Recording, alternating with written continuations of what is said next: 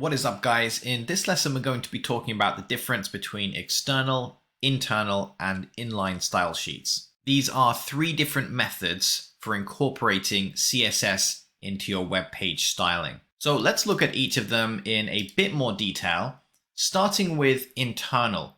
This is when we include style tags as part of a HTML document.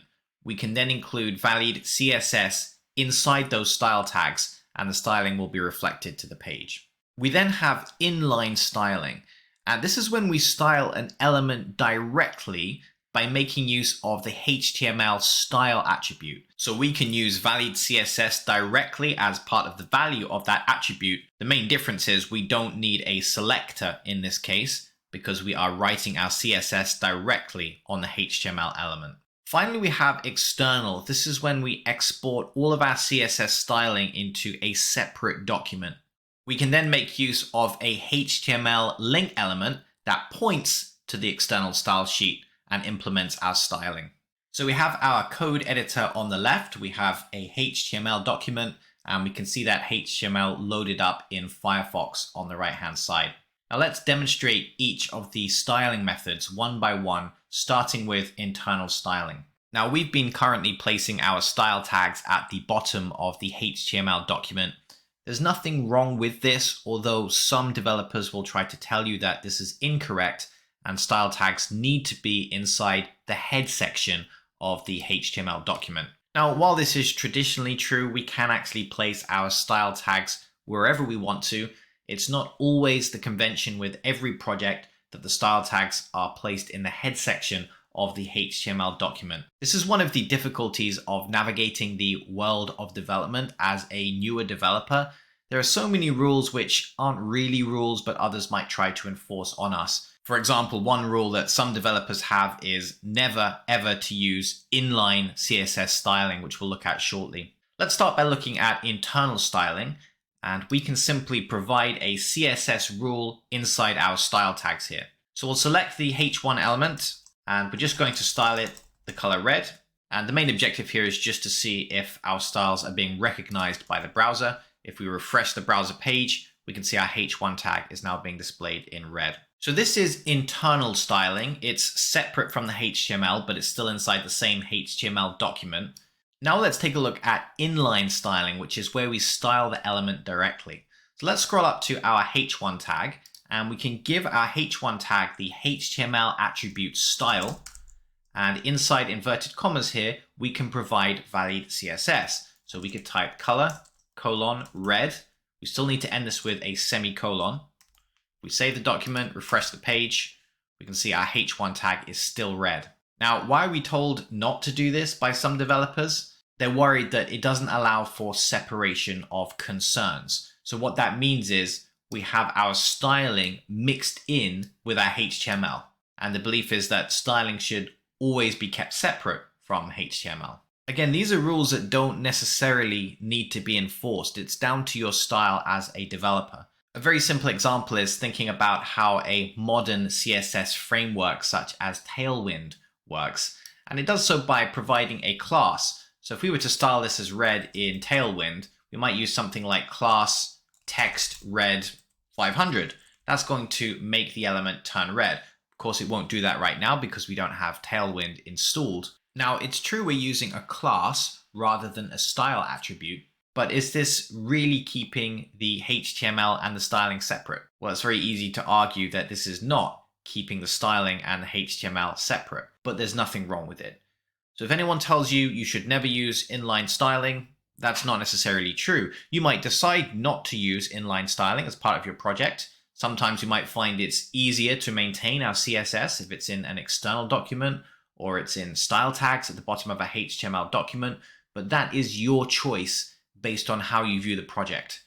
It's not down to other developers to make arbitrary rules for us, such as you should never use inline styling. It's simply not true. So let's reset our styling. And just to confirm everything has been reset, we'll refresh Firefox. See our headings have changed back to black font. So let's think now about external style sheets. And this is undoubtedly the best option for those who are incredibly concerned regarding separation of concerns, i.e. keeping our HTML and our styling separate. And it involves, first of all, creating a CSS document. Let's just head into the file browser. You can see we have a few HTML documents inside this folder with the title of raw. And we're going to create a new file in here, and we're going to call it styling.css. We've then opened that file, and inside this .css file, we can simply type CSS rules. We don't need any style tags anymore. We can jump straight into using our H1 selector. Let's give it a slightly different color this time, just to be adventurous. This is one of the advantages of having a code text editor, by the way. You can see we have some CSS extensions installed, and we can see all of the available colors. So let's go crazy with an orange red, and our rule with the semicolon. Now nothing's going to happen at this stage. We have our styling here, but it's not connected to the HTML document. So let's return to the HTML document, and you probably do want to do this inside the head. We'll make use of a HTML link element. Now there's an inside joke in the industry that it doesn't matter how long you've been developing for, no one ever remembers how to include an external style sheet. And that's because although it's something very basic, it's just going to take one line of HTML, it's really not something that we do every day. In fact, this is something you'll probably do once per project. So you might spend several months working on a project, but you only actually type this line of code once. So it's just not something that developers do a lot, but it's very straightforward. We need a rel attribute, which we'll call style sheet. Then we have href. So very much like an anchor tag in HTML, we need to provide the location of that CSS file.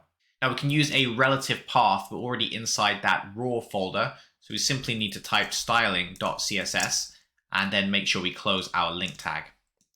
That's all we need to do. Our browser is going to now look at that link to styling.css. It's going to pull in the correct style sheet. It's then going to apply it to our HTML. So let's refresh the page. There we go. We have our orange red H1 font. Now, a common question might be, do I have to use one or the other, or can I use all three? You can use all three if you want to. Just keep in mind that we want to write maintainable code. So we might decide to choose just one of the three options. Another approach might be to write most of our main styles inside an external style sheet, the things that are used by every page, and then styling that's just used by a single page or a single component in our application. We could think about including that as internal styling inside that individual HTML document. The key idea is to be consistent and write code that can be easily updated. So for example, there are probably many pages in our application that make use of H1, H2, and H3 tags. If we want to quickly change our theme, we can simply come to our external style sheet and we can change a single color, and it's going to be represented throughout our entire application. In fact, anywhere in our app where we've used a H1 tag, it's now going to be updated to the new color. So we can completely change our app's theme just by changing one line of code. Whereas imagine that we had 20 pages in our application and every single header had its own inline styling. So color blue, this is actually going to overwrite the external style sheet, by the way. And we had this one equals color aqua. Let's say we did this across 20 different pages in our application. Well, if we wanted to change the theme, we'd have to visit every single HTML document individually and manually change the color to the new theme color. That's a lot of work. So if something is heavily repeated, there's an advantage to using it as part of an external style sheet document rather than inline styling. But let's just say this was the only place where we used H2 in our entire app. It doesn't appear on any other page. Or let's say we want our H2 to be a different color on this specific page compared to the rest of the app, then there's nothing wrong with making use of an inline styling. So the key concept here is not to follow arbitrary rules, but to think about the maintainability of our styling. How easy would it be to completely redesign our website's theme at a later point in time? One thing that's very popular currently is sites that offer light mode and dark mode. That type of thing could range from being very easy to implement if we have all of our styles in an external style sheet, compared to being very difficult to implement if we'd perhaps done all of our styling internally or via inline styling. So inline styling has its place, so does internal styling, but for maintainability, if a certain theme color is heavily reused, it should possibly go in an external styling document. Okay, so this was a discussion on external, internal, and inline styling. So make sure you think about this carefully before incorporating CSS into your next project. Thanks very much for watching.